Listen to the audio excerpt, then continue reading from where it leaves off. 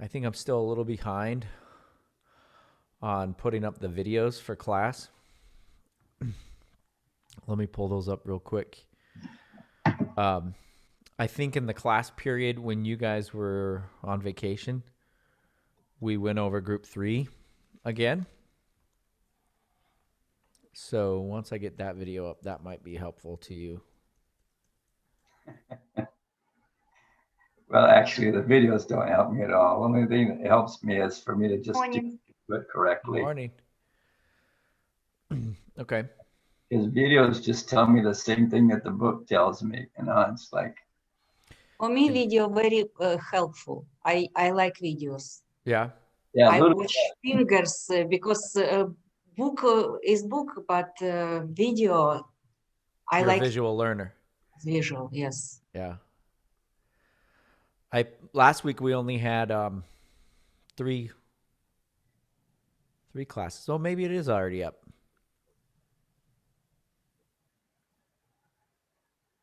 No, I don't think so. What? Let's see. Yeah, it's already up. Week 6, day 1. We went over the new scales. I think the only thing that I don't have up from last week is Thursday's class because we had Monday off last week, right? Mm-hmm. And I think most of that class period we were in breakout rooms doing sight reading. Does that sound right? Yeah, we were doing that. Sorry, I was going back and looking at A and E, and as far as I can see, I'm doing them right. So maybe I sent you the wrong video or something, because it should be. I mean, for like E, it should be 3, Yeah. 3, 2, 1, 3, 4, 1, 3. I get the numbers all mixed up. Yeah, so every single one of group 3 should start with a 3 in your left, and I'm pretty sure you started every single one with a 2 in your left. Well, yeah, I wouldn't have unless I sent you the wrong video, because I know where my fingers are supposed to be. Okay. So double check that. Yeah, I'll just look at the video and see what. The other thing that I would say that has been a help to me when I was learning all my scales, I had a teacher that said, keep track of your 4th finger. If you can keep track of your 4th finger, every one of your other fingers is going to fall into play. If you put your 4 in the wrong spot, you're sunk. Does that make sense?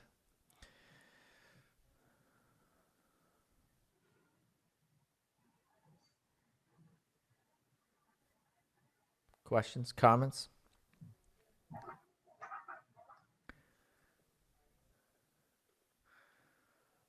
All right, looking at our grade book. Jesus, thanks for your message. I got your email. Looking at our grade book on our sight reading.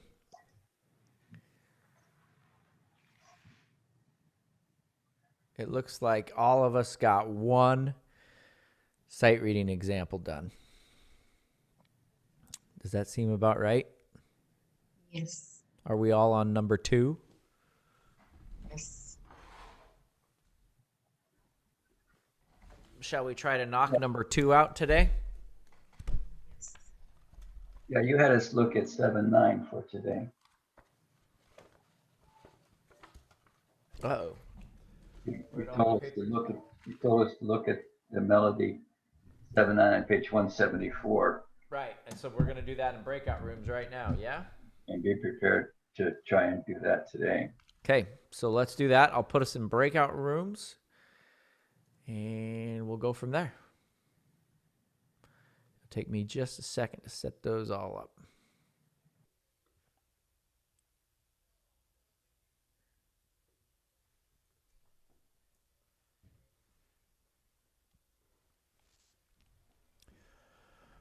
Okay, well done.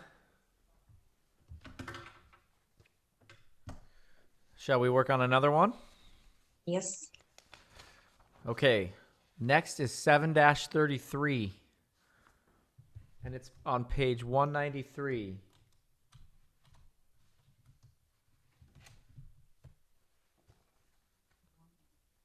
Let's all look at that together. Maybe we can talk about some of the details. We're on page 193, 7-33.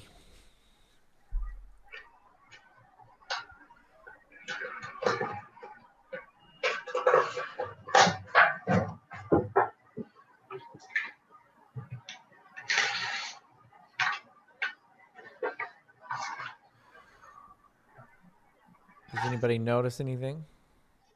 Yes. What do you notice? Second line, second grand clef, we have a lot of sharps Good. and chords, and all of that chords consist, and otherwise it's measure 3.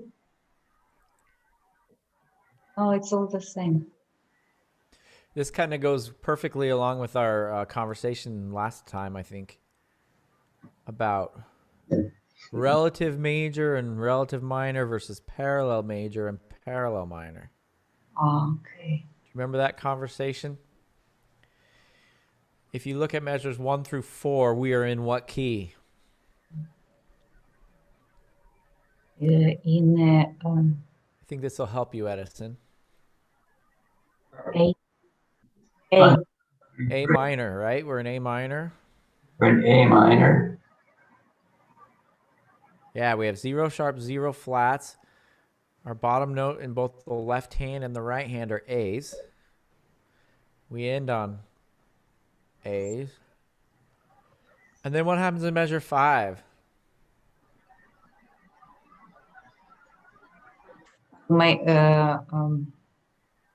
Major 8. We go to A major, which is the parallel major, meaning it shares the same do or the same key note. And so all of a sudden now we have C sharps and F sharps.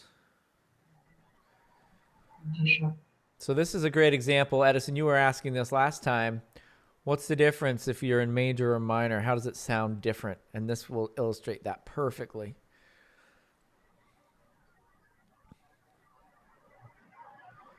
So it's essentially the same thing, one time in minor, one time in major. A little bit different at the end with this chord right here.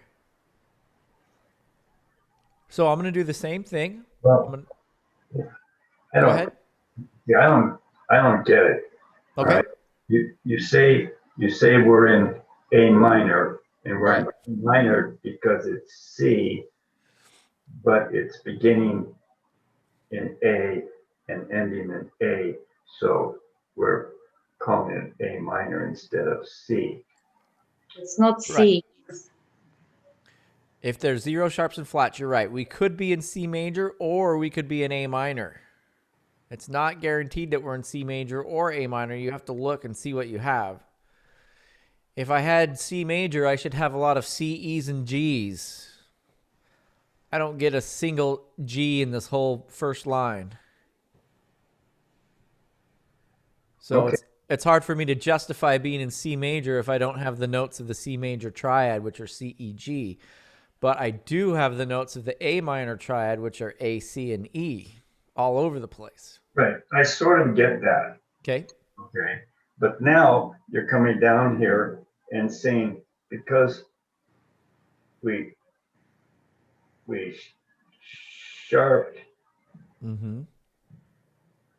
the C, Right. then we're playing A major. Right, because we know that A major has 3 sharps, and those 3 sharps are Father, F, C, and G. Father Charles goes. You got it. And we certainly have the C sharp, and we certainly have the F sharp. We never get the G sharp, but we never get any G's. The notes that we're hanging out on are clearly A's in the bass. We also get the D and the E, which is the 4 and the 5 of the chord, which you'll understand more when you get into theory. But we have the primary chords of A major. That C sharp and that F sharp have no business being in A minor or C major. So we can see what they've done is they've written in the accidentals rather than changing the key signature. They could have just changed the key signature and written in F sharp, C sharp, G sharp, starting in measure 5, but they didn't do that. They just put in accidentals instead. So that's another option that composers do have. Okay, so they could have changed. So when you're going along the way, you can change your Key signature. key signature. Yep. They could have come in right here and said, all right, we're going to put in an F sharp here, C sharp, G sharp, and they would have put a double bar line. If they did that, they would have put a double bar line. Let me move. I've got you guys right in the way where I need to draw. They would have put in a double bar line right here at the end of measure 4. And Okay, then they would, so you put in a double bar line to tell you that that's the end, and you're going to change the key. Yep. change the key. Could you do that with anywhere in the line? I mean, you could change it at measure 2 or measure 3. You could, yeah. Okay. All right. I see in fundamentals, I did that. We were assigned to make a music, Uh-huh. and I did that, but the guy didn't like it, so I thought you couldn't do it. Oh, no, you can.